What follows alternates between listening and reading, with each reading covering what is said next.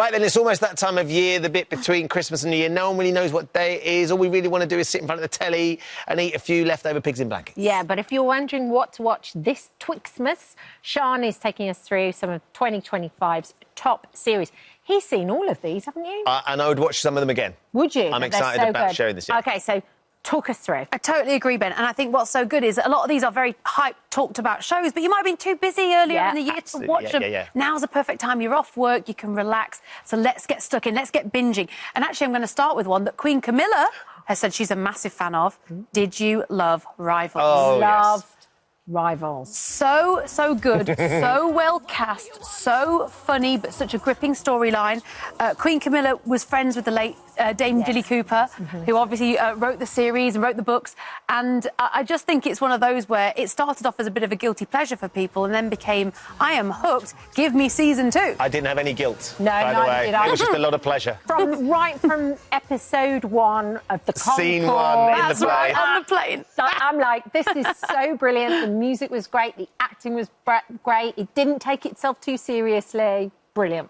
I was going to say there's a nice mixture of comedians and actors in there. You know, you've got your David Tennant, your Emily Atack, but Danny Dyer playing that role that no one expected either. He was superb as well. And binge watching Series 1 now, as Series 2 is going to come next year, That's I think. right. Isn't it? Yeah, they're already filming, really aren't they? Yeah. I think Camilla managed to get herself on set, didn't she, in Bristol to watch them in the action. But I'm so glad they're doing a season 2. It needed it. We all want it.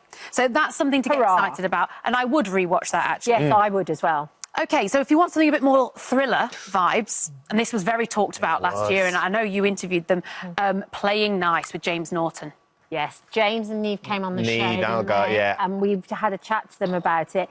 It's really quite disturbing in certain ways. Yes, oh, there you go, you can see you chatting away there. Yeah, it is disturbing, and I think what's quite scary about it is the idea is...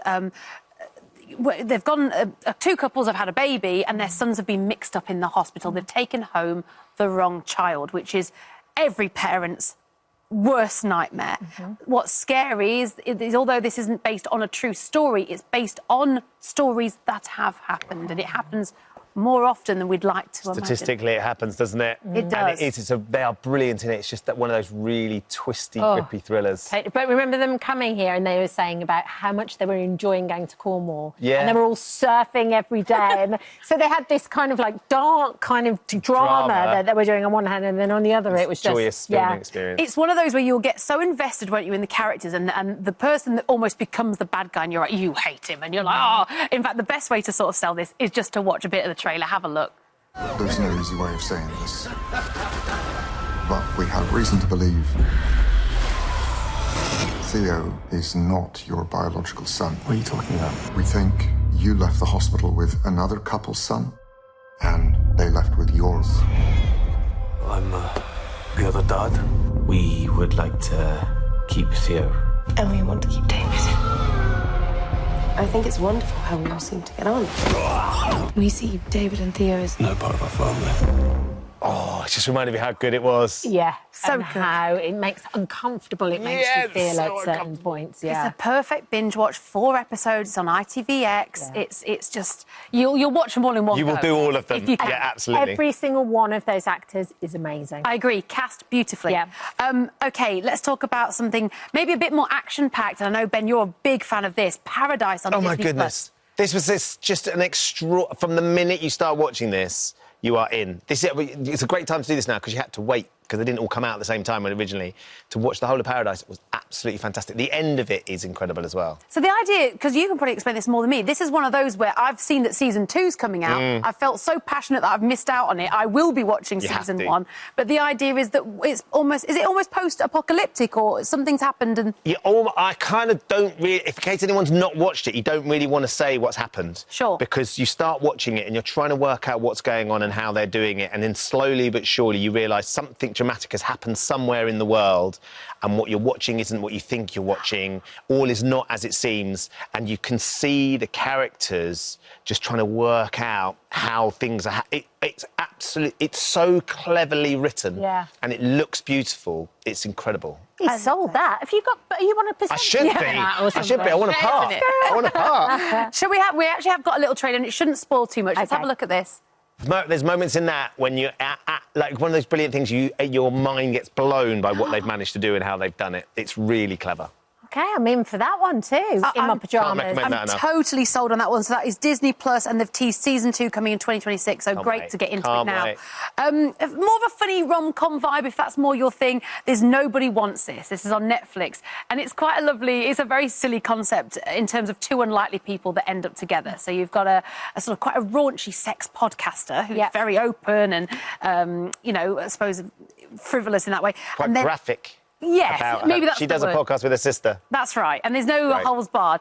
And then, meanwhile, she ends up meeting this rabbi who couldn't be more different with such a different family, but they fall for each other. And the idea that Nobody Wants This is kind of more referring to his family. They do not want her to get with their son. Have a look at that. Oh, it looks really funny. Great chemistry.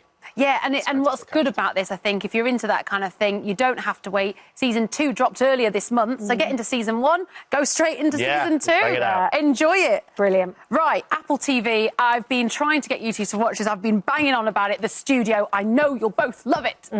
I did one episode. I've got this. You were too busy, Ben, I think. That's all it was. Yeah. I know you'll be won over by it. This is Seth Rogen, to me, at his best. Yeah. He's been in a lot of comedy movies. He's got already a huge fan base, but I've seen him in something now that I think is the smartest thing he's been a part of. I love it. And it's the inner workings. It's how you end up in the movie industry and how you're torn between making something that's going to make a lot of money versus something that's artistic and brilliant. And he starts off wanting all that, and he ends up, of course, having to get dragged into all sorts of commercial-type movies.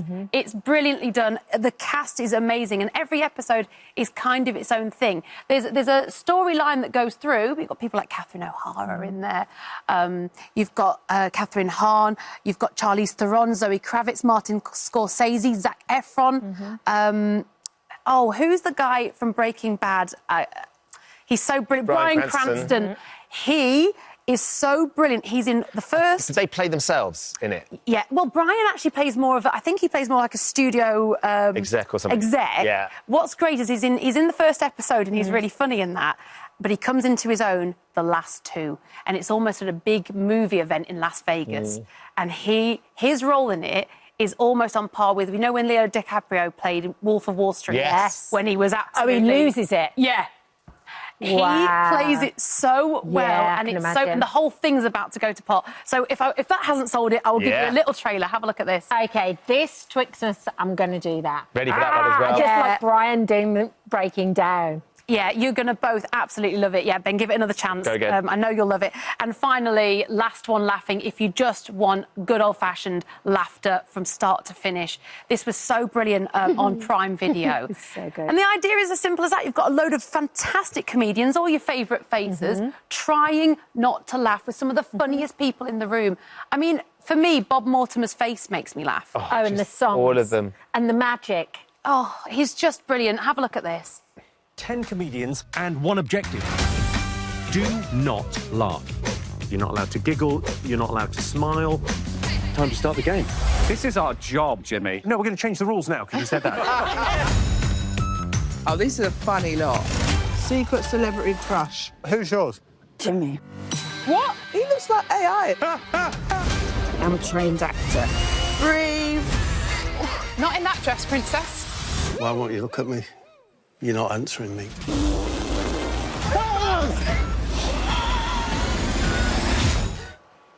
I enjoyed it It was so much. good. I had no idea what to expect, and then I started watching it, and I was crying. And Alison popped up as well, didn't she? Even Alison Hammond had a role where she popped out of a fridge, again, just to catch people off guard that thought they could keep their cool. Bob Mortimer almost had a heart attack. But some of the best bits are watching the other comedians trying not to laugh. Daisy May Cooper's face. Hilarious. This one. Just hilarious, yeah. The strong lip action. She couldn't do anything else apart from that. But don't you think it's like when you're in detention at school? Yes. Yeah. For laughing. It makes you it laugh. know that you can't do it, and then you have to... It makes it worse. I would have lasted 20 minutes. No chance. No.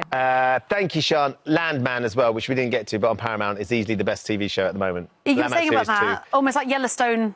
2. Yellowstone, but with oil. With oil, It's the best. But Billy Bob Thornton. Thank you for visiting our This Morning YouTube channel. We upload new content every day, so go ahead and hit that subscribe button so you don't miss out.